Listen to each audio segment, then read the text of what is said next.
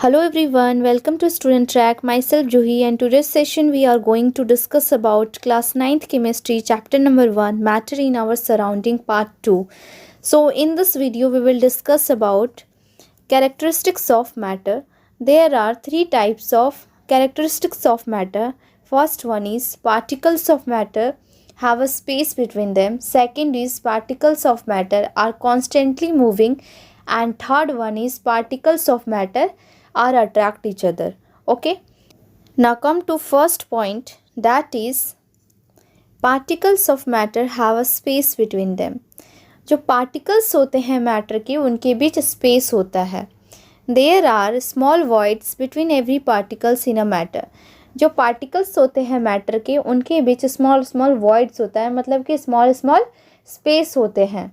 This concept behind the solubility of substance in other substance. और ये concept जो है ये दो सब्सटेंसेस के बीच का जो सॉलिबिलिटी होता है उसी के बेसिस पे हम कहते हैं कि जो पार्टिकल्स होते हैं मैटर के उनके बीच स्पेस होता है. फॉर एग्ज़ाम्पल, हम एक कंटेनर में वाटर लेते हैं और उसमें सॉल्ट को मिक्स कर देते हैं, और जैसे ही हम सॉल्ट को उसमें मिक्स करते हैं तो वो वाटर के साथ इंटरमिक्स हो जाता है.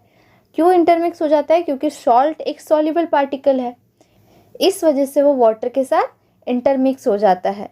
तो इसी कंसेप्ट के बिहाइंड हम कहते हैं कि जो पार्टिकल्स होते हैं मैटर के, इसी सॉलिबिलिटी के बेसिस पे हम कहते हैं कि जो पार्टिकल्स होते हैं मैटर के उनके बीच स्पेस होता है.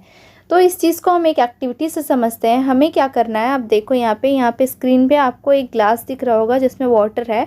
तो इसमें कुछ शुगर के क्रिस्टल्स को डाल दो, और जैसे शुगर के क्रिस्टल्स को इसमें डालोगे तो इसको अनडिस्टर्ब छोड़ देना है कुछ देर के लिए, स्टीर नहीं करना है. और अनडिस्टर्ब आप इसे छोड़ दो कुछ देर के लिए. उसके बाद कुछ देर बाद आप ऑब्जर्व करोगे और आपको दिखेगा कि जो शुगर के क्रिस्टल्स है ये इनविजिबल हो जाते हैं. तो ये इनविजिबल होते कैसे हैं? क्योंकि ये वाटर के साथ इंटरमिक्स हो जाते हैं. और ये वाटर के साथ इंटरमिक्स होते कैसे हैं? इसका मतलब ये है कि जो वाटर के जो पार्टिकल्स है उनके बीच स्पेस है, तभी तो शुगर क्रिस्टल्स इनके साथ आके मिक्स हो गए ना. अगर वाटर कंटिन्यूअस होता तो शुगर पार्टिकल का वाटर के साथ इंटरमिक्स होने का कोई चांस ही नहीं बनता. लेकिन वाटर लिक्विड है, और लिक्विड जो पार्टिकल्स होते हैं उनके बीच स्पेस होता है. ये चीज़ हम डिटेल में पढ़ेंगे स्टेट्स ऑफ मैटर में कि किसके बीच स्पेस होता है और किसके बीच नहीं होता है. लेकिन मैं आपको बता दे रही हूँ कि जो लिक्विड पार्टिकल्स होते हैं उनके बीच स्पेस होता है, और ये वाटर है, ये लिक्विड है. तो वाटर के पार्टिकल्स जो होते हैं इनके बीच स्पेस है, तभी शुगर क्रिस्टल्स जो है इनके साथ इंटरमिक्स हो गए. तो इस एक्टिविटी से हमें ये चीज़ पता चलता है कि जो पार्टिकल्स होते हैं मैटर के उनके बीच स्पेस होता है. Okay, I hope this concept is clear. ये चीज़ क्लियर हो गया. Now come to next point, that is particles of matter are always in motion. जो पार्टिकल्स होते हैं मैटर की वो हमेशा मोशन में होते हैं. Particles of the matter shows continuous random movements. जो पार्टिकल्स होते हैं मैटर के वो हमेशा एक कंटिन्यूअस रैंडम मूवमेंट को शो करते हैं. They possess some energy called kinetic energy. और वो जो एनर्जी लेते हैं, जो एनर्जी पोज करते हैं मूवमेंट में, जो वो एनर्जी पोज करते हैं उस एनर्जी को हम काइनेटिक एनर्जी कहते हैं. As the temperature increase, the kinetic energy of the particle increase and hence the particle move fast. जब हम टेम्परेचर इंक्रीज़ करते हैं किसी भी चीज़ का तो जो पार्टिकल्स होते हैं उनका काइनेटिक एनर्जी भी इंक्रीज़ कर जाता है, तभी जो पार्टिकल्स होते हैं वो फास्टली मूव करना शुरू कर देते हैं. अगर हम किसी चीज़ का टेम्परेचर इंक्रीज़ करते हैं तो जो पार्टिकल्स होते हैं उनका जो काइनेटिक एनर्जी होता है वो भी इंक्रीज़ कर जाता है. इस वजह से पार्टिकल्स जो है वो फास्टली मूव करना शुरू कर देते हैं. तो इस कंसेप्ट को हम एक एक्टिविटी से समझते हैं. हमें क्या करना है, 2 ग्लास लेना है, एक में कोल्ड वाटर और दूसरे में हॉट वाटर, और दोनों में शुगर के क्रिस्टल्स को डाल देना है, हॉट वाटर में भी और कोल्ड वाटर में भी. और उसके बाद आप ऑब्जर्व करो, देखो कि जो हॉट वाटर के साथ शुगर क्रिस्टल जल्दी इंटरमिक्स होता है या फिर कोल्ड वाटर के साथ शुगर क्रिस्टल जल्दी इंटरमिक्स होता है. तो आप ऑब्जर्व करोगे और देखोगे कि जो शुगर क्रिस्टल्स है वो हॉट वाटर के साथ फास्टली इंटरमिक्स हो जाता है as compare to cold water. क्यों? क्योंकि हॉट वाटर का टेम्परेचर ज़्यादा है, इस वजह से जो पार्टिकल्स है, शुगर क्रिस्टल जो पार्टिकल्स है, ये फास्टली मूव करना शुरू कर देते हैं, इस वजह से ये जल्दी इंटरमिक्स हो जाता है। बट कोल्ड वाटर का जो टेम्परेचर है वो कम है as compare to hot water, इस वजह से इसमें जो शुगर क्रिस्टल्स है ये फास्टली मूव नहीं कर पाते हैं, ये स्लोली मूव करते हैं और स्लोली ये कोल्ड वाटर के साथ इंटरमिक्स होते हैं as compare to hot water. Okay, ये चीज़ क्लियर हो गया कि जब हम किसी चीज़ का टेम्परेचर इंक्रीज़ करते हैं तो पार्टिकल का काइनेटिक एनर्जी भी इंक्रीज़ करता है, इस वजह से पार्टिकल्स जो है वो फास्टली मूव करना शुरू कर देते हैं। ओके, तो ये जो टॉपिक है कि पार्टिकल्स होते हैं जो मैटर के, वो हमेशा मोशन में होते हैं, तो इस चीज़ को हम एक एक्टिविटी से समझते हैं। हमें क्या करना है कि आपके घर में अगरबत्ती होगा, अगरबत्ती को आप अपने घर के एक कोने में जला दो और दूसरे कोने में आप खुद खड़े हो जाओ। तो इसमें से जो फॉग निकलता है, आप देखते हो फॉग जो निकलता है, तो धीरे धीरे क्या होगा कुछ देर के बाद कि आपको इस अगरबत्ती का जो स्मेल होता है वो आप तक पहुंच जाता है। कैसे पहुंचता है? अगरबत्ती तो आपने यहाँ रखा है, आप तो उससे काफ़ी दूर खड़े हो, फिर भी कैसे पहुंचता है? क्योंकि ये जो पार्टिकल्स होते हैं, अगरबत्ती की जो पार्टिकल्स है, अगरबत्ती इज़ अ मैटर, ये एक मैटर है, तो इसका जो पार्टिकल है वो मूव करता गया, मूव करते करते करते आप तक पहुंचा, तभी तो इसका स्मेल आप तक पहुंचा ना। तो इस चीज़ से ये चीज़ हम क्लियर करते हैं कि जो पार्टिकल होते हैं मैटर के वो हमेशा मूव करते हैं, वो हमेशा मोशन में होते हैं। इस चीज़ को एक और एक्टिविटी से हम समझते हैं। हमें क्या करना है कि आप ये ग्लास देखो, इस ग्लास में वाटर है, इसमें क्या करना है, कुछ इंक के ड्रॉपलेट्स को डाल देना है, कुछ इंक का ड्रॉप डाल दिया, उसको स्टीर नहीं करना, अनडिस्टर्ब छोड़ दो। कुछ देर बाद आप देखो, क्या देखोगे कि जो ये ड्रॉपलेट्स हमने इंक का डाला था ये पूरे वाटर के साथ इंटरमिक्स हो गया। तो ये इंटरमिक्स हुआ कैसे? मूव किया इंक का पार्टिकल तभी तो ना। इंटरमिक्स कैसे हुआ? जो पार्टिकल्स थे इंक के उन्होंने मूव किया, वो मूव किए तभी तो पूरे वाटर के साथ इंटरमिक्स हो गए। तो इस एक्टिविटी से हम ये समझते हैं कि जो पार्टिकल्स होते हैं मैटर के वो हमेशा मोशन में होते हैं। ओके, तो ये जो इंटरमिक्सिंग हुआ इस चीज़ से हम एक कॉन्सेप्ट को समझते हैं, वो कॉन्सेप्ट है डिफ्यूज़न।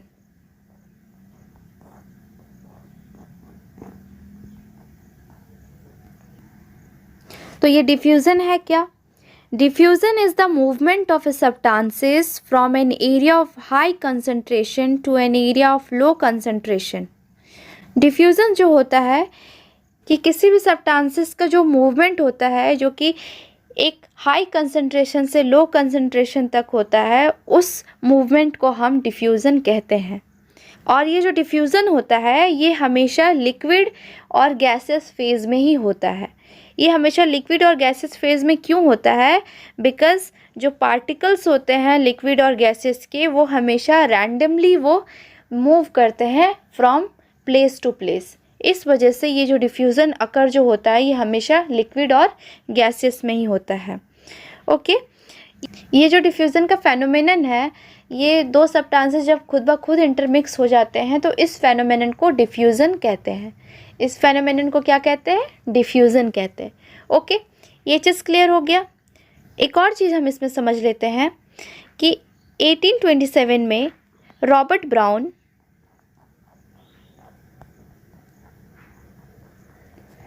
ब्राउन नाम के एक साइंटिस्ट थे। उन्होंने क्या किया था कि ये जो पार्टिकल्स जो मैटर के हैं वो कॉन्स्टेंटली मूव करते हैं, इसका फर्स्ट एविडेंस 1827 में उन्होंने दिया था। और उन्होंने एविडेंस क्या दिया था? एविडेंस ये था कि उन्होंने क्या किया कि एक वाटर लिया, एक कंटेनर में वाटर लिया और उसमें एक पॉलन ग्रेन को डाल दिया, एक सस्पेंडेड पॉलन ग्रेन को डाल दिया। सस्पेंडेड पॉलन ग्रेन मीन्स कि वो वाटर के साथ मिक्स नहीं होता है। ओके, तो उन्होंने एक सस्पेंडेड पॉलन ग्रेन को उसमें डाल दिया और फिर क्या किया कि उस पॉलन ग्रेन को माइक्रोस्कोप के थ्रू ऑब्जर्व किया और देखा कि ये जो पॉलन ग्रेन है ये रैपिडली अपने पोजीशन से मूव कर रहा था। ये यहाँ पे था तो यहाँ पे पहुँच गया। तो ये रैपिडली अपने पोजीशन से मूव कैसे कर रहा था? वो जो वाटर था उसका जो पार्टिकल्स था वो मूव कर रहा था, वाटर के पार्टिकल्स मूव कर रहे थे, और वो मूव कर रहे थे तो पॉलन ग्रेन को स्ट्राइक कर रहे थे, मीन्स कि उनको हिट कर रहे थे पार्टिकल्स, तभी तो पॉलन ग्रेन अपनी जगह से दूसरे पोजीशन पे मूव कर रहा था वाटर सरफेस पे। तो ये वाटर के मॉलिक्यूल्स और वाटर के पार्टिकल्स के हीटिंग की वजह से ही पॉलन ग्रेन जो है रैंडमली अपने पोजीशन से मूव कर रहा था। ओके, और वो जो मूव कर रहा था तो एक जिगजैग पाथ क्रिएट कर रहा था, मीन्स कि ऐसे एक जिगजैग पाथ क्रिएट कर रहा था। इस जिगजैग पाथ को रॉबर्ट ब्राउन ने ब्राउनियन मोशन का नाम दिया। क्या नाम दिया? Brownian motion. इस जिगजैग पाथ को उन्होंने ब्राउनियन मोशन का नाम दिया। तो इस पूरे एक्टिविटी से हम ये चीज़ समझते हैं कि जो पार्टिकल्स होते हैं मैटर के वो कंटिन्यूअसली मूव करते हैं, वो रैंडमली मूव करते हैं, वो रेस्ट पोजीशन पे नहीं होते हैं। आई hope this concept is clear. ये कंसेप्ट क्लियर हो गया होगा, समझ में आ गया? ओके, तो अब हम आगे बढ़ते हैं।